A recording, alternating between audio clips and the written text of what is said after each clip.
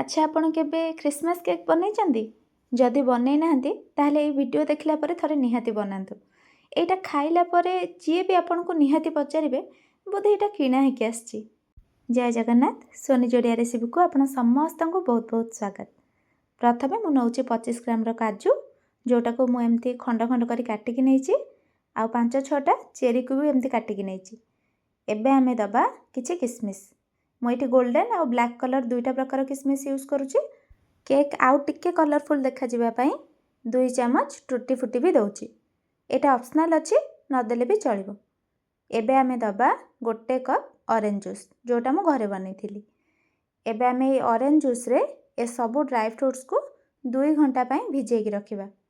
Dry fruits ଗୁଡ଼ା orange ଜୁସ୍ରେ ଭଲସେ absorb ହେଲା ପରେ ତା'ର ଫ୍ଲେଭରଟା ଟିକେ ଅଲଗା ଆସିବ, ଯେଉଁଟାକି କେକ୍ର ଟେଷ୍ଟକୁ ଆହୁରି ବଢ଼େଇ ଦେବ।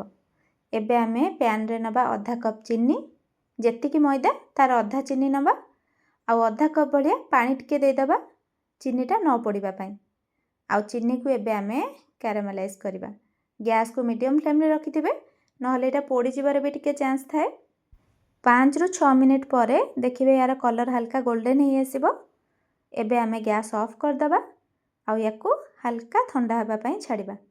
ଏପଟେ ଆମର ଡ୍ରାଏ ଫ୍ରୁଟ୍ସ ବି ସୋକ୍ ହେଇଯାଇଛି, ଏସବୁକୁ ଆମେ ଏବେ ଛାଣିଦେବା। ଆଉ ଏଇ ଅରେଞ୍ଜ ଜୁସ୍ ଯେଉଁ ରହିଗଲା, ଏଇଟା ଆପଣ ଜମା ବି ନଷ୍ଟ କରିବେନି, ଏଇଟା ଆମେ ପରେ ୟୁଜ୍ କରିବା। ଏବେ ଆମେ ବେକ୍ କରିବା ପାଇଁ ପ୍ରେସର କୁକର୍ ଗରମ କରିବା ଆଉ ଅଧା କପ୍ ଲୁଣ ଦେବା। ଲୁଣକୁ ଚାରିଆଡ଼େ ପୁରା ଇଭେନଲି ସ୍ପ୍ରେଡ୍ କରିଦେବା। ଆଉ ତା ଉପରେ କେକ୍ ଷ୍ଟାଣ୍ଡ ନହେଲେ ଗୋଟେ ଛୋଟ ଗିନାଟେ ରଖିଦେବେ, ଯେମିତି ଲୁଣ ଆଉ କେକ୍ ମଝିରେ ଟିକେ ଡିଷ୍ଟାନ୍ସ ରହୁଥିବ।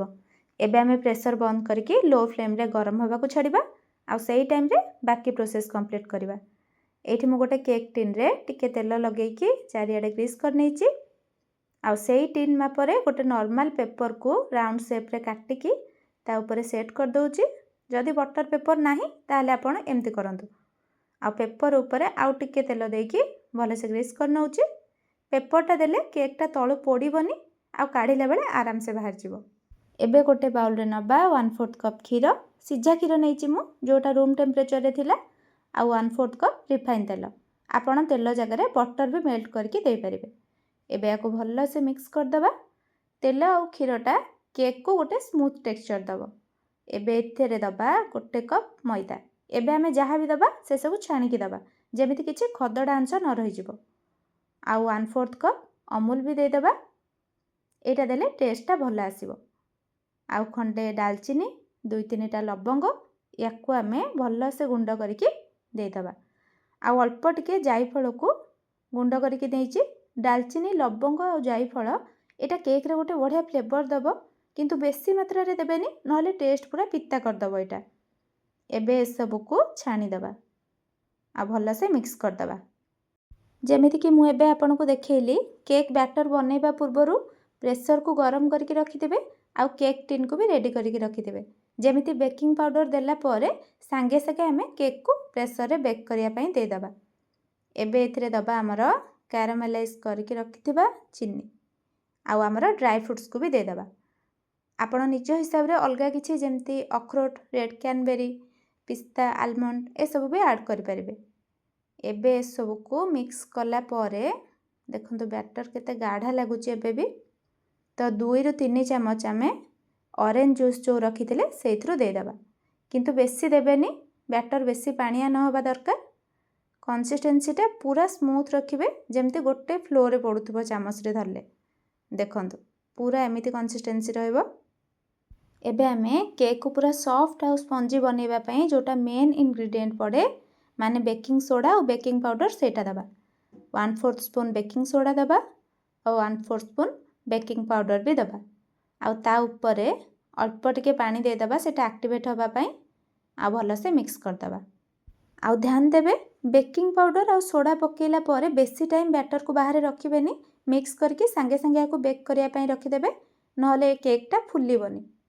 ଏବେ ବ୍ୟାଟର ଆମର ରେଡ଼ି ହେଇଗଲା, କେକ୍ ଟିନ୍ରେ ଦେଇଦେବା। ଆଉ ବ୍ୟାଟର ଉପରେ କିଛି କାଜୁ, କିସମିସ୍, ଚେରି ଏମିତି ସଜେଇ ଦେବା, ଯେମିତି କେକ୍ଟା ଆଉ ଟିକେ ସୁନ୍ଦର ଦେଖାଯିବ। ଦେଖିବାକୁ ଏଇଟା ଯେତିକି ସୁନ୍ଦର ଲାଗୁଛି, ଖାଇବାକୁ ବି ସେତିକି ଟେଷ୍ଟି ହେଇଥିଲା। ଏବେ ଆମେ ୟାକୁ ପ୍ରେସର କୁକରରେ ଦେଇଦେବା। पूरा गरम थी प्रेसर कुकर तो आराम से या केयरफुली देवे। एबे आमे प्रेसर बंद करवा आ ता पूर्वरु प्रेसर कुकर जो रबरटा आ हुइसिलटा ताकू काढी नेबे आ 30 रु 35 मिनिट पाई लो फ्लेम रे याको बेक होबा पाई छाड़िबे। आ 35 मिनिट पर एबे गोटे टूथपिन रे चेक करवा। देखंतु पूरा सुखिला बाहरची माने केकटा हमर पूरा परफेक्ट बेक हो जाइछि। आ याको टिके ठंडा कला परे चारिपटो एमती छुरी रे साइड कर दबा आ गोटे प्लेट रे एमती लेउटे की हल्का टैप कर देबे। केकटा पूरा आराम से बाहर जीवो। देखंतु पूरा परफेक्ट। आ ऊपर पेपरटा बाहर कर दबा। चारियाडू पूरा परफेक्ट बेक हेची केकटा। एबे सामना पटरू देखंतु केकटा केते सुंदर देखा जाउची। काजू किसमिस चेरी देखिकी तो मु रही पार नथिली केमती खाइबी याको। केते नरम भी हेची देखंतु। एटा खाइबा पे बहुत टेस्टी। थरे निहाती बनांतु आ घरे समस्त को टेस्ट करांतु। आउ जदि वीडियोटी भल लागिथिबो लाइक टे कर देबे। आगो को एमिति नुआ नुआ वीडियो देखिया पई चैनल को सब्सक्राइब कर नेबे। देखा बा पुणी गोटे नुआ रेसिपी सह नेक्स्ट वीडियो रे। रहिली जय जगन्नाथ।